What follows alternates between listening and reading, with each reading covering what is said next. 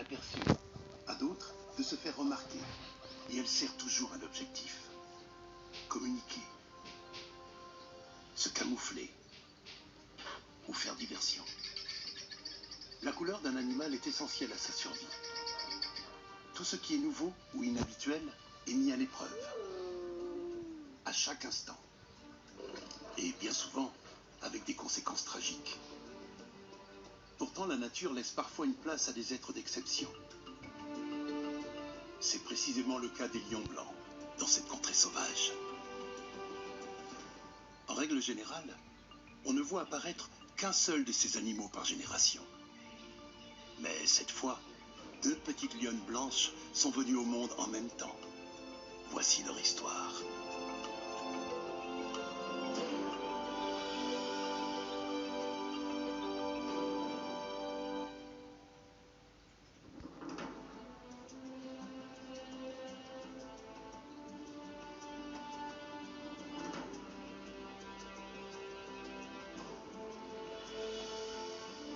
Le parc national Kruger est la plus grande zone protégée d'Afrique du Sud et constitue un véritable paradis pour la faune sauvage. Sur ce territoire, le cycle de la nature est encore intact et la vie foisonnante. Mais là où les proies abondent, les prédateurs ne sont en général pas très loin. Dans la réserve naturelle de Timbavati, quelque chose de peu ordinaire vient de se passer. Un clan d'hyènes tachetées a repéré un animal inhabituel dans les herbes hautes. Une petite lionne au pelage étonnamment clair.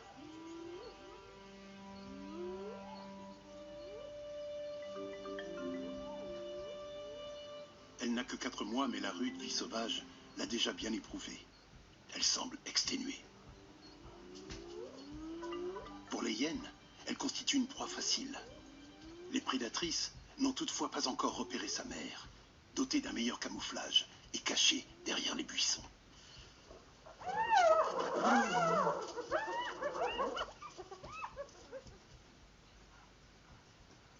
La fourrure de la petite lionne a beau être sale, elle reste nettement plus claire que celle d'autres lionceaux. Ses 2 cousins plus âgés sont de couleur fauve. La petite lionne blanche est née au sein d'une troupe au pelage brun. Le contraste est encore plus saisissant lorsqu'elle se trouve aux côtés de sa mère. Ses parents sont porteurs d'un gène rare qui peut engendrer ce changement de teinte. Il arrive même que cette progéniture soit multiple. En l'occurrence, la petite lionne a une sœur jumelle.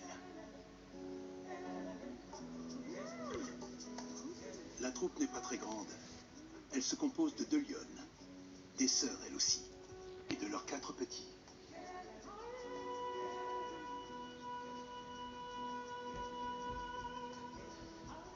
Des liens forts unissent cette famille. Les gardes du parc ont baptisé la première petite lionne Nkani, petite combattante. Ils ont donné à sa sœur le nom de Shinga, petite chasseuse.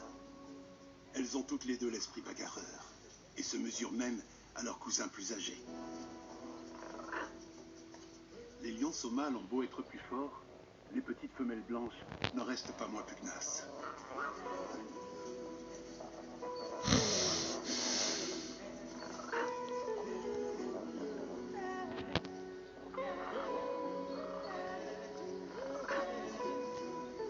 Elles ont été découvertes 3 mois après leur naissance, lorsqu'elles ont quitté leur cache. Elles étaient alors aussi blanches que la neige. À l'époque, elles avaient également un frère, mais il a succombé au bout de quelques semaines. Leurs cousins ont 2 mois de plus qu'elles. Ils auront donc encore le dessus pendant longtemps. Les félines blanches ne passent pas inaperçues, ce qui pourrait bien leur être fatal. Depuis la découverte des premiers lions blancs en 1975, seuls 3 lionceaux ont réussi à survivre et à atteindre l'âge adulte dans ces contrées sauvages. La mère des lionceaux couleur sable est peut-être elle aussi porteuse du gène récessif responsable de la pigmentation blanche. Les gardes-chasse l'ont appelée Kanya, la futée. La mère des petites lionnes couleur crème, quant à elle, porte le nom de Matimba, la puissante. Les deux femelles apprennent à leur progéniture tout ce qui lui sera indispensable pour survivre dans la nature. Les petits n'ont qu'à suivre leur maman.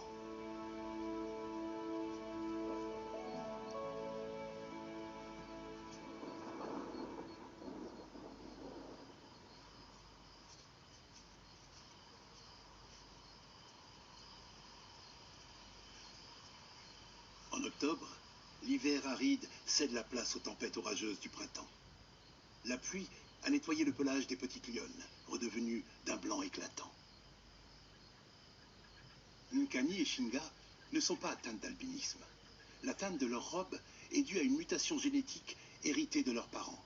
Cette absence de pigments porte le nom de leucisme. Mis à part leur couleur, les jeunes femelles ne diffèrent en rien des autres lionceaux. Comme eux, elles sont impatientes de découvrir le monde.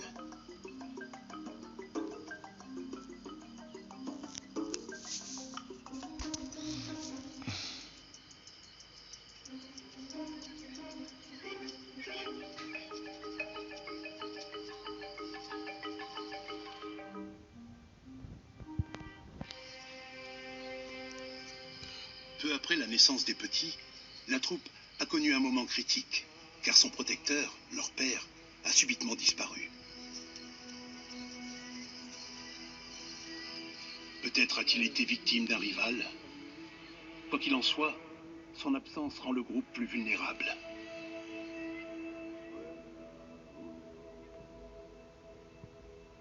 Sans père pour les protéger, les lionceaux courent de graves dangers.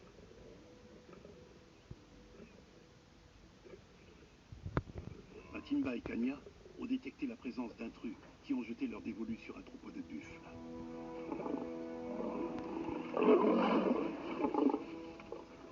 Un bufflon est déjà étendu au sol. La plupart du temps, les buffles se montrent impitoyables lorsqu'il s'agit de défendre leur progéniture. Mais ce lion ne se laisse pas impressionner. Il peut encore compter sur ses deux frères pour protéger ses amis. Les trois jeunes nomades cherchent une troupe pour en prendre la tête.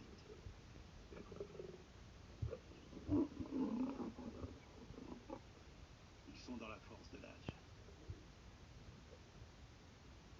Même un troupeau entier de buffles ne peut les arrêter, malgré une farouche résistance.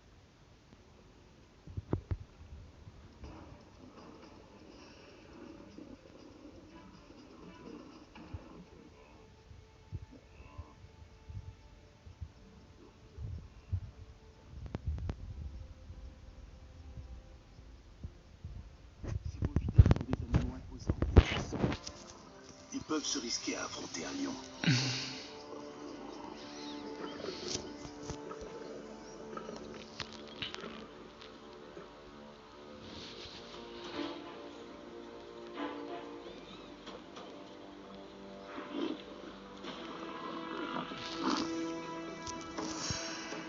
Ce buffle est très proche. Mais les lions se débarrassent de l'importun.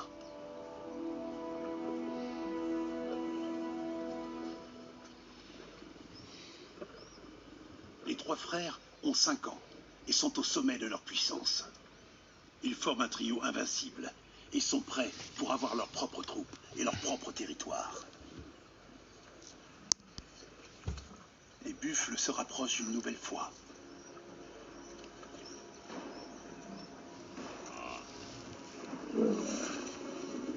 Un des lions entrevoit une opportunité de passer à l'offensive, mais se retrouve subitement attaqué à son tour.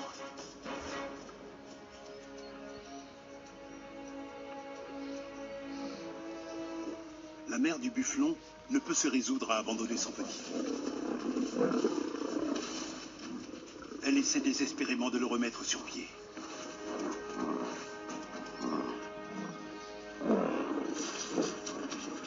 Mais il est trop tard.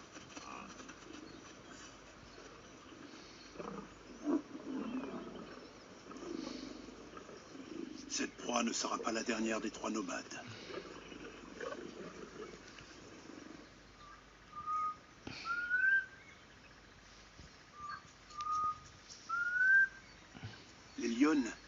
déjà flairer les effluves des envahisseurs, portés par le vent qui se lève. Ils rôdent dans les alentours. Mais où exactement?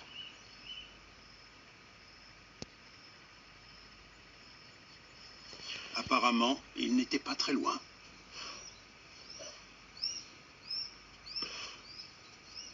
Kanya flaire l'infime trace odorante qu'ils ont laissée et l'analyse avec minutie.